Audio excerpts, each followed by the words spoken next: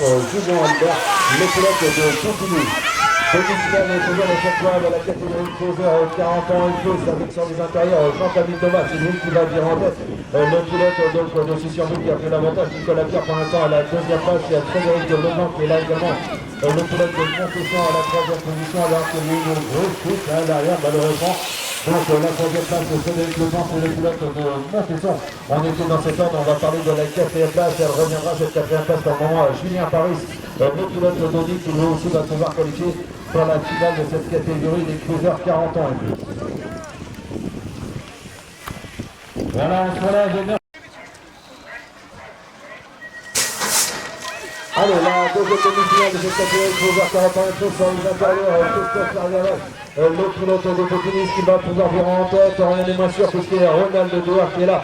Et donc pour l'instant Christophe Larriavac à la deuxième position, à la troisième place elle est pour Sébastien Pouillard et une quatrième place pour l'instant sur les épaules de Sylvain Henry, le pilote de Montesson. Allez à la moto, c'est donc Ronald Douard qui parvient maintenant à se dégager quelque chose. Sébastien Pouillard qui tente de récupérer la deuxième place. En deuxième place toujours défié par Christophe Larriavac et Sébastien Pouillard donc en troisième position.